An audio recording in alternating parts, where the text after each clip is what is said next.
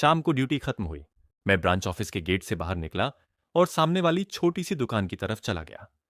Cigarettes खत्म हो चुकी थीं। सॉफ्ट जेड स्ट्रीम, मैंने कहा।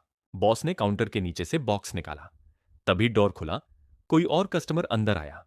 बॉस की नजर अचानक ऊपर उठी।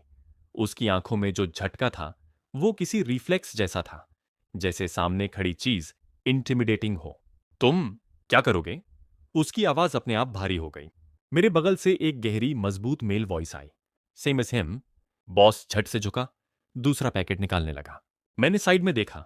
लगभग 190 का बॉडी, पूरा एक बड़े ब्लैक विंड ब्रेकर में लिपटा हुआ।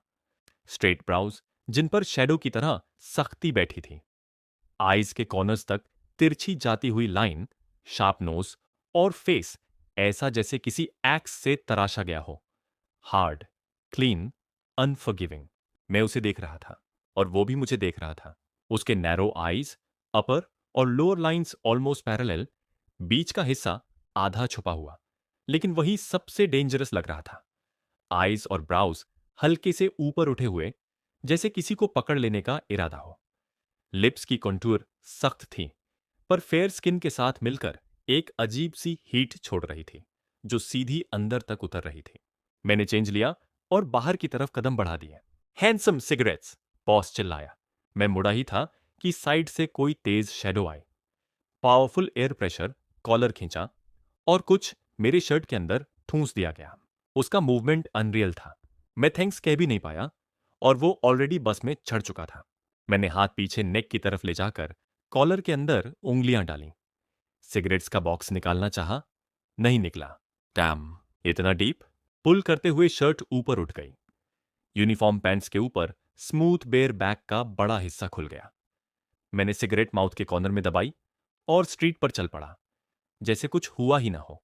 शाम के 7 बजे थे। ट्रैफिक जैम पीक पर था। मैंने विंडो थोड़ा नीचे किया, ब्रीथ करने के लिए, और तभी साइड विंडो में उसकी आंखें दिखीं। Same man, same deliberate stare. वो रोड नहीं देख रहा था, वो मुझे देख रहा था। मेरी चेस्ट के अंदर कुछ शार्प सा हिला। माइंड ने कहा, स्टे कूल। फेस पर वही कैजुअल स्माइल रखी और मैंने सीधे हाथ हिला दिया। हाय। विंडो तुरंत ऊपर कर दी। पीछे देखने की हिम्मत नहीं की। अगले कुछ दिनों में वो आदमी युनजोंग हर दिन मुझे मिल जाता। कुछ करता नहीं था, बस देखता था। जब मेरी नजर उसकी तरफ जाती, वो कभी अवॉइड नहीं करता। उसकी आईज स्टेडी रहती, जैसे टेस्ट कर रही हों, कितनी देर में टिक सकता हूं। मैं क्रिमिनल पुलिस ऑफिसर हूं। एनवायरमेंट पढ़ना मेरी आदत है। वायलेंस की स्मेल, डेंजर की हीट, सब पहचानता हूं। माउंटेन्स में गनमैन से लड़ चुका हूं। रिंग में टॉल स्ट्रॉन्गमैन से टकराया हूं। लेकिन ये अलग था। ये प्रेशर कहीं बाहर नहीं था, ये अंदर आ रहा था। मेरे फीट के सोल्स तक, जैसे जमीन अनस्टेबल हो गई हो। ऐसा फीलिंग मुझे पहले कभी नहीं हुआ था। मुझे हल्का सा एहसास होने लगा था, जैसे कोई बेगर नहीं, कोई हंटर मुझे देख रहा हो। हर पल किडनैपिंग का पॉसिबिलिटी मेरे माइंड के कॉर्नर में टिका रहता था। एक आराम दोपहर में मैं आर्काइव्स में घुस गया। पिछले 2 साल के major cases, kidnapping, organized crime, repeat offenders, हर फाइल पलटी। येनसुंग जैसे बिल्ट, जैसे आईज, जैसे प्रेजेंस, कुछ भी मैच नहीं हुआ। या तो बिग केसेस थे या फिर बाइसिकल चोरी जैसे छोटे मामले। पूरा आफ्टरनून बेकार गया। रेस्टलेसनेस कई दिनों तक रही। आखिर मैंने बॉडीगार्ड्स रख लिए, पूरे 12। एक्सटेंडेड बिजनेस कार में बैठा, यूनिट से होम तक एस्कॉर्ट कर। जैसे ही एक क्वाइट नेबरहुड में मुड़ी, मेरी आईज अपने आप विंडो की तरफ चली गईं। वही gaze, same burning eyes, same fixed stare. Parking, मैंने कहा। कार रुकी। साइड वाली कार भी रुकी। विंडो नीचे हुई। युएनजोंग, उसकी आईज टॉर्च की तरह जल रही थीं। अब भी देख रहा है? मैंने मन में कहा। देखता रह, आज देख लेते हैं। फेस काम रखा, हैंड स्टेडी। मैंने विंडो से बाहर इशारा किया। उस आदमी को मेरे पास लाओ। बॉडीगार्ड्स उतर पड़े, सीधे सामने वाली कार की तरफ। बाहर आओ, लीडिंग गार्ड चिल्लाया। कार से सिर्फ यूनजोंग नहीं उतरा, उसके साथ 2 एम्प्लॉइज भी थे। Black hair, short hair, body tight, movements confident. हम उसे उतारेंगे, हमारे गार्ड ने कहा। वो मुस्कुराया। उतारना एबिलिटी पर डिपेंड करता है। अगले ही पल फाइट शुरू हो गई। हमारे लीडिंग गार्ड ने पंच मारा। पर पूरा मूव भी नहीं हुआ था कि सामने वाले की स्पिनिंग लेग ने उसे आसफॉल्ट पर गिरा दिया। दूसरा गार्ड गुस्से में झपटा, पर सामने वाले की लेग टेक्निक अनरियल थी, एक एफर्टलेस वॉली। और वो हेड फर्स्ट सड़क पर। कुछ ही मूव्स में मेरे बॉडीगार्ड्स ग्राउंड पर थे। मैं कार में बैठा सब देख रहा था। ये वही लोग थे जिन्हें मैंने स्किल्स देखकर हायर किया था। फर्स्ट क्लास नहीं, लेकिन वीक भी नहीं। फिर भी 2 लोग और 12 डाउन। मैं कार से बाहर उतरा। इनफ, मैंने कहा। एक गार्ड मेरी तरफ मुड़ा। शाशो। मैंने जवाब नहीं दिया।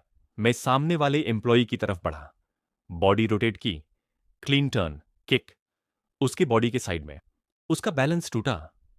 मैं स्पिन के साथ आगे गया, उसके अपर बॉडी को फुट के नीचे ले जाकर पूरा वेट शिफ्ट किया और उसे ग्राउंड पर स्लैम कर दिया। चारों तरफ साइलेंस। आइज मुझ पर थी, जैसे कोई इल्यूजन टूट गया हो। दूसरा एम्प्लॉय हाई विप लेग के साथ आया। मैंने लेफ्ट हैंड से उसका फ्लाइंग फुट डिफ्लेक्ट किया और लेफ्ट लेग से उसके सपोर्टिंग लेग पर क्लीन किक। एक शार्प साउंड। उसका हेड एसफॉल्ट से टकराया। मैंने हैंड्स झाड़े और कार की तरफ मुड़ा। तभी मेरे शोल्डर पर एक आयरन ग्रिप पड़ी। Strong, unmovable. युएनजोंग। अब सीन्स बदल गए। मैंने फाइट की, लेकिन सच ये था, मैं उसके बॉडी के करीब भी नहीं जा पा रहा था। हर स्ट्राइक मिस, हर काउंटर हैवी। मैं स्पारिंग पार्टनर नहीं था, मैं सैंडबैग था। उसकी स्ट्रेंथ रॉ थी, फ्लेक्सिबिलिटी फ्राइटनिंग। पूरा फाइट ऐसा था जैसे एडल्ट किसी चाइल्ड से खेल रहा हो। मैं हवा में उछला, ग्राउंड पर गिरा, फिर उठा, फिर फेंका गया। बॉडीगार्ड्स की फेसेस पेल थीं। उन्हें डर था कि मेरी बोन्स टूट जाएंगी। आखिर वो रुका, शायद इसलिए कि मैं काउंटर करने की कोशिश ही नहीं कर रहा था। हेड घूम रहा था, विजन थोड़ी ब्लर्ड थी, लेकिन इंजरी सीरियस नहीं थी। मैंने स्ट्रेट होकर उसे देखा, आइस कोल्ड। आज साफ बात कर लेते हैं, मैंने कहा। रिवेंज चाहिए या ब्लैकमेल? जो है बोल दो। उसने शांत टोन में कहा, मेरी सिस्टर तुम्हें पसंद करती है। क्या? मेरे माउथ से निकला। युएनरू। मेरी गेज नीचे चली गई। 1 हफ्ता, फियर, सस्पिशन, ट्रैकिंग, गेसिंग। और ये रीजन? 1 मिनट बाद मैंने हेड उठाया। तुम दोनों भाई बहन न्यूरोटिक हो? मैं चिल्लाया। अपनी सिस्टर से कहो, नो गेम्स। अगले दिन जब मैं यूनिट पहुंचा तो छायाओं ने पास वाली डेस्क पर हल्की सी नॉक की। शाओहुए, आर यू फ्री? मैंने मॉनिटर से नजर हटाई। हाँ, क्या हुआ? उसने थोड़ा झिझकते हुए कहा। मेरे पर्सनल रिकॉर्ड्स चेक करने में हेल्प कर दो। किसके? मैंने पूछा। युएन लॉन्ग, वो यूएस में रहता है। मेरी बात पूरी होने से पहले शाओहुई बीच में बोल पड़ी। तुम युएन रू के भाई की बात कर रहे हो? शाजाओ एक पल को ठिठक गया। तुम जानती हो उसे? सुना है। शाओहुई ने कंधे उचका दिए। युएन रू ने तुम्हें नहीं बताया? सच ये था कि युएन रू और मेरी बातें कलीग्स तक बहुत कम पहुंची थीं। युएन रू हर 3-5 दिन में मेरी यूनिट आ जाती थी और हर बार मैं कोई ना कोई बहाना बनाकर बाहर निकल जाता, उसे इन बुजुर्ग अंकल्स आंटीज के बीच छोड़कर। शाओहुई ने धीमी आवाज में बताया, युएन लॉन्ग पहले स्पेशल फोर्सेस में था, बाद में उसने बॉडीगार्ड कंपनी शुरू की। अब इंडस्ट्री में काफी फेमस है। सुना है उनके गार्ड्स ज्यादातर स्टार्स और पॉलिटिशियंस के साथ रहते हैं। तो यही वजह थी उसकी कार में बैठे वो दोनों लोग इतने शार्प क्यों थे। अब समझ आया। Professional bodyguards. मैंने मन ही मन हिसाब लगाया। कल मैंने उनसे जितने सवाल पूछे थे, उसके बावजूद वे काम रहे। थोड़ा सा सेटिस्फैक्शन भी हुआ। फिर युएन लॉन्ग की स्किल्स याद आई तो सांस अपने आप रुक गई। अच्छा हुआ कल सब साफ कर दिया। वेल वाटर और रिवर, अब दोबारा मिलने का सवाल ही नहीं। लंच के टाइम युएन रू ने मेरी तारीफों की लाइन लगा दी। उसका प्लान साफ था, युएन लॉन्ग को धीरे धीरे ब्रेन वॉश करना, मुझे परफेक्ट ब्रदर इन लॉ साबित करना और फिर पूरी ताकत से मेरी मदद लेना। ब्रदर, डू यू नो छायाओ को क्या बिल्कुल पसंद नहीं? उसने शरारती आवाज में पूछा। युएन लॉन्ग अपने बोल में नूडल्स खाता रहा। कोई रिएक्शन नहीं। स्यादा मंक, युएन रू ने गाते हुए कहा। उनकी यूनिट में लोग कहते हैं बस कोई उसे मंक बोल दे और छायाओ का फेस ऐसे खिंच जाता है, इतना लंबा। येनलोंग ने पलकों के नीचे से उसे देखा। युएन रू ने तुरंत माउथ बंद किया और बोल में राइस उलट पलट करने लगी।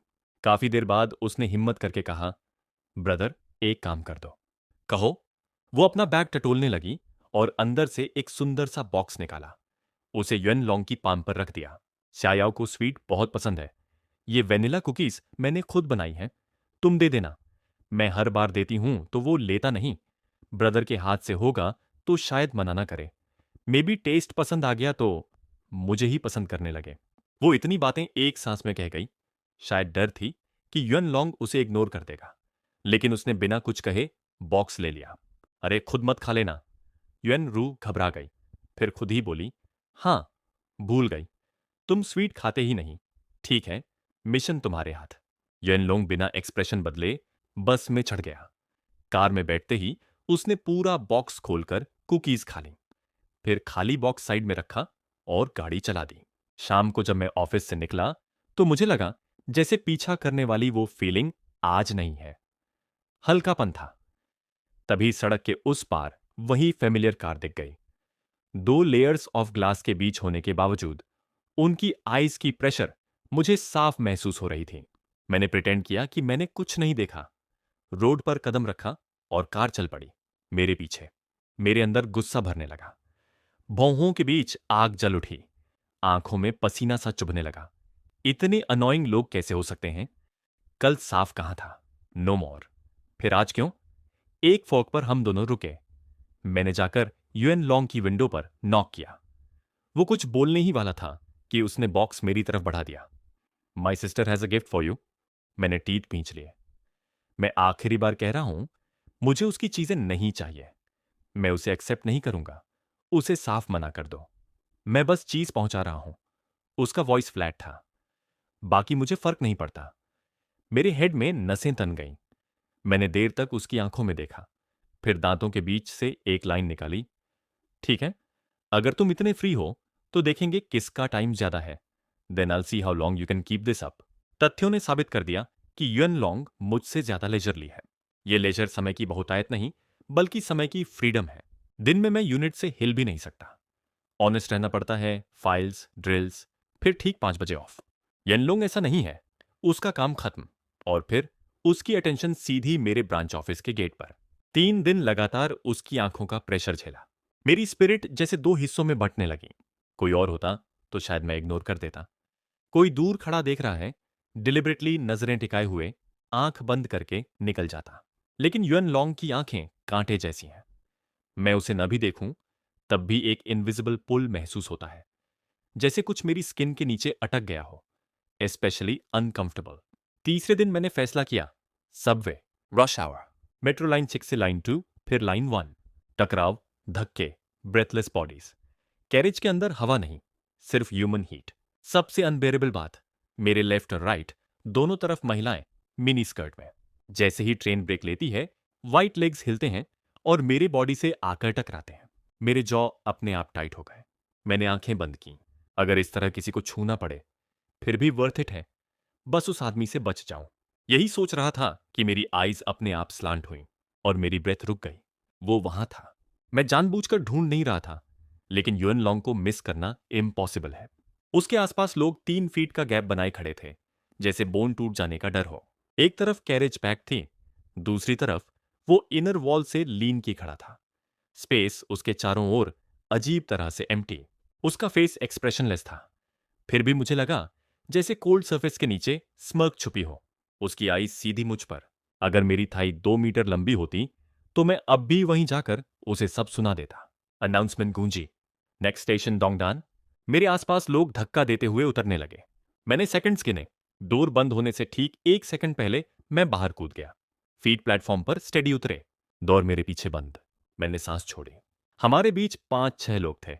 इतनी भीड़ में भी युएन लॉन्ग पेपर की तरह फ्लोट नहीं कर सकता। मैंने मुड़कर चलना चाहा, तभी मेरे शोल्डर्स पर एक स्ट्रांग हैंड आकर टेकी। मेरी बॉडी एक झटके में फ्रीज हो गई। मैंने घूम कर देखा। युएन लॉन्ग बिल्कुल काम था। उसने हल्की सांस ली। You are standing in the wrong place. मेरे दांत भींच गए। मैंने उसका हैंड अपने शोल्डर से झटक दिया। तुम्हें एंड दिखाई नहीं देता? मेरी आवाज में कंट्रोल था, लेकिन अंदर कुछ टूट रहा था। उसकी गेज मेरी आईज पर नेल की तरह टिकी रही। वो कुछ नहीं बोला। मैंने पूरी सिंसेरिटी के साथ वो कहा जो मैं 3 दिन से दबाए बैठा था। मैंने तुम्हें एक आदमी समझा था, रिस्पेक्ट दी थी, लेकिन तुम्हारे अंदर जजमेंट ही नहीं है। तुम कब छोड़ोगे तुम्हारी सिस्टर की फीलिंग्स मेरी लाइफ पर क्यों हावी हों? अगर तुम्हें डिसेंट बनना है तो डिसअपियर। अगर चाहते हो कि मैं तुम्हें सीरियसली लूं तो मेरे सामने मत आओ। मेरे वर्ड्स हैवी थे। प्लेटफॉर्म का शोर भी एक पल को दूर लगने लगा। युएन लोंग ने बस 8 शब्द कहे, my sister has a gift to send you. मेरे अंदर का आखिरी पेशेंस टूट गया। मैंने चिल्लाकर कहा, disappear as far as you can.